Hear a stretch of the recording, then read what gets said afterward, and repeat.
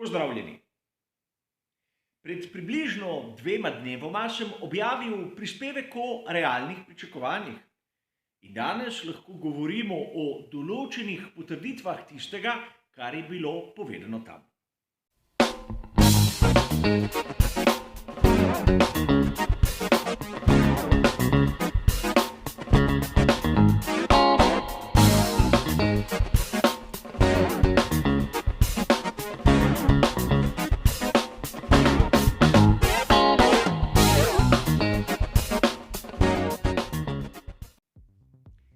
Današnji prispevek temelji na izjavi Helmuta Marka.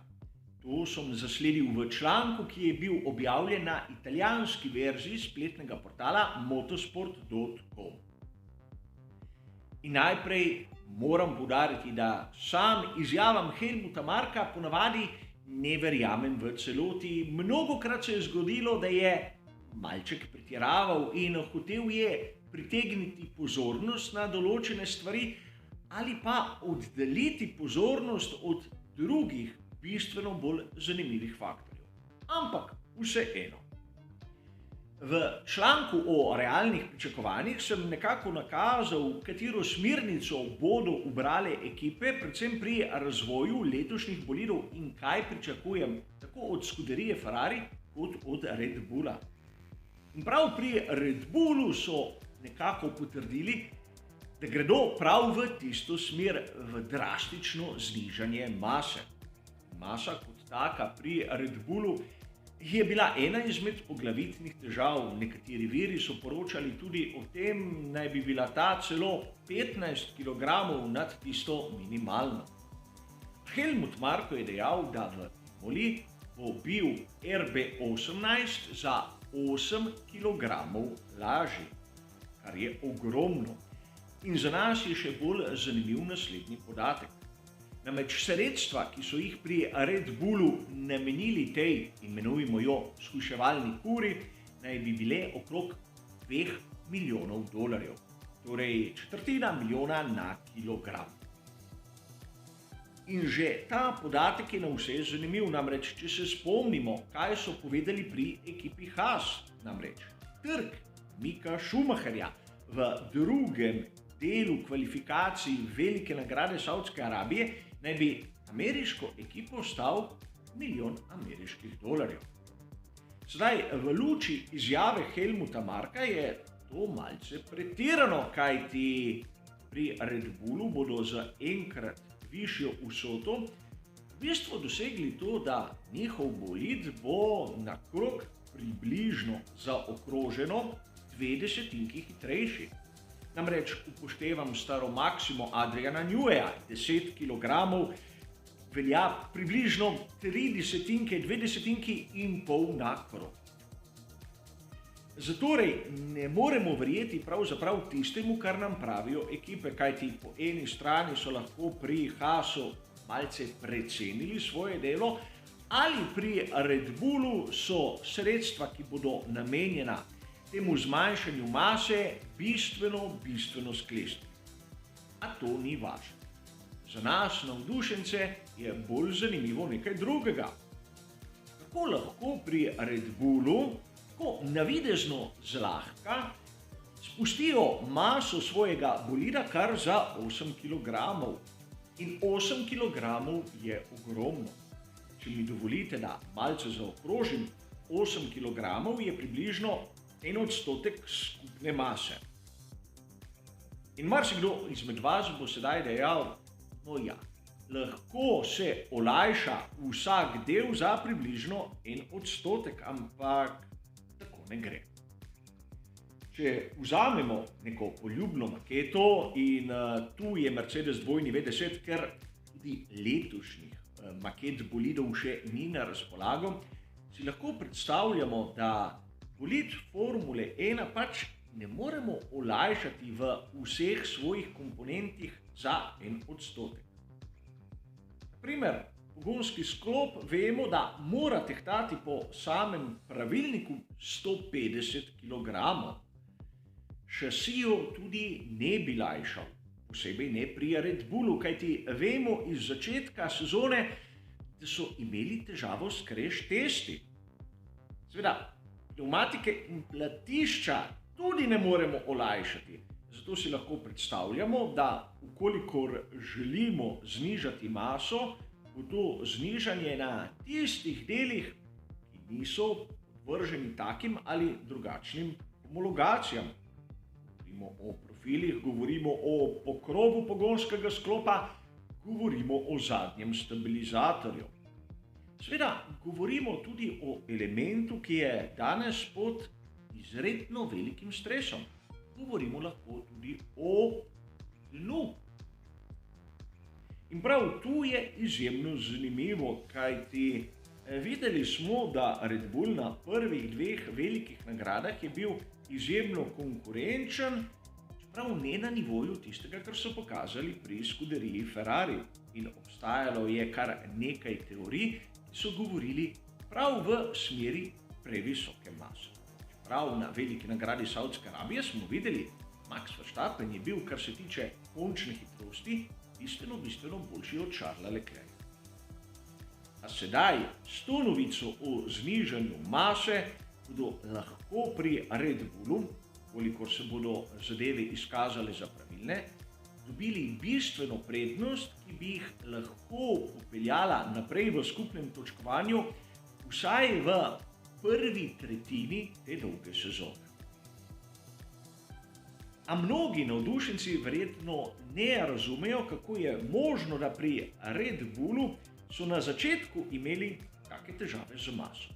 Omenil sem, da so pri britansko-avstrijski ekipi imeli težave s crash testom. In tega so rešili izjemno enostavno. Na šasijo so dodali določeno količino materijala, ki je v bistvu školjko z ogljikovih vlaken toliko ojačala, da je crash test prestal. To pomeni, da konec koncev je kompleten bolid nad tisto minimalno dovoljeno maso. In sedaj bi vas rad spomnil na stavek, ki ga je povedal Ferrari. Ta je nekoč dejal, da popoln dirkalnik je tisti, ki se pokvari trenutek zatem, ko je prečkal ciljno črto. In ja, govori o dirkalniku na splošno in ne o bolidu Formule 1. Ni važno. Zato tudi lahko razumemo filozofijo bolidov Formule 1. Vse zadeve so preračunane na isti znosni minimum. In da bomo bolje razumeli, si bomo pogledali ta del, katerega ste mnogi večkrat videli v mojih prispevkih. Zakaj pravzaprav gre? Kot vidite na fotografiji, gre za nosilec profila prednjega stabilizatorja pri Dalari F312. Zelo pomemben aerodinamični element, ki pa nam pokaže nekaj zanimivega. Namreč, ta nosilec deluje samo, če je vpet zgoraj in spodaj ter če so robovi stisnjeni. Tako je izjemno trden in kompakten, ampak v tej obliki, kot ga imam sedaj, v bistvu ga lahko upogibamo brez uporabe kakšne velike sile in težko je razumeti, kako tak del lahko deluje na bolidu, v tem primeru Formule 3. Ali to je lep primer, kako v svetu motošporta je vse preračunano na minimum. In govorimo o bolidu, ki ni tehnološko napreden, ki je zastarel, za seboj ima 10 let in ki ga ne moremo smatrati kot nek vrhunec v današnjem času. Zato si lahko predstavljamo, kaj vse se dogaja na bolidu Formule 1, kako preračunani so vsi elementi, od naprimer vijakov naprej. In sedaj vidimo tu, da pri Red Bullu bodo v roku približno meseca in pol drastično zmanjšali maso celotnega bolida. In sam si predstavljam, da bo to pomenilo zmanjšanje praktično debeline, naprimer pokrova pogonskega sklopa.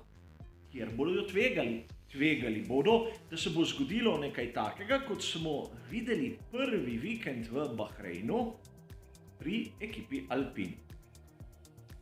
Tanjši del ne pomeni nič drugega, kot da je ta element bolj krhek. In enaka zgodba velja, če bodo preveč stanjšali profile, tako glavne kot pomožne. Dvomim, da bodo šli nekako spreminjati aerodinamično podobo. In tu bi vas rad opozoril še na nek faktor, ki ga mnogi navdušenci, tudi analitiki pozabljajo. Vrnimo se k naši maketi. Namreč ni vseeno, kje se zmanjša masa. V tem primeru Red Bulla morajo 8 kg razporediti enakomerno po celotnem bolidu. Ne smejo zmanjšati 8 kg samo na zadnjem delu, na zadnji osi, kajti to bi negativno učinkovalo na samo uravnoteženost bolida. Zato je projekt izjemno ambiciozen, ne bom rekel smel, ampak kaže na to, kam bo usmerjen letošnji razvoj bolidov Formule 1. Prav na to, na nižanje mase, a o tem smo že govorili. Zopet se moramo za trenutek vrniti k Helmutu Marku, ki je praktično varil presenečenje, ki nas je čakalo na veliki nagradi Emilia Romagna. Ne vem, če to, kar je rekel, drži ali ne, bomo videli sicer skupaj, ampak na njegovem mestu bil sam raje tiho. In ukolikor bi bolid RB18 na progi v Imoli bil za 0,2 hitrejši, bi sam raje začudeno gledal ter ne bi verjel, kako je možno, da se je kar naenkrat pojavila ta hitrost. Dobro vedoč, zakaj gre, ampak zakaj dajati signal nasprotniku. Po drugi strani je to lahko izjava nalašč namenjena skuderiji Ferrari, kjer bodo lahko panično začeli tudi oni nižati maso na svojem F1 pomišljaj 75, ter tako prišli isto mejo zanesljivosti. Tudi v Formuli 1 se dogajajo takšne in drugačne igrice. Ampak vseeno, verjamem, nižanje mase bo trend. Videli bomo, kdo bo bolj uspešen, kdo bo znal obdržati isto pravo razmerje med znižano maso in seveda zanesljivostjo. A za danes, kot ste razumeli, bo to vse. Hvala za vašo pozornost ter seveda nasvidenje.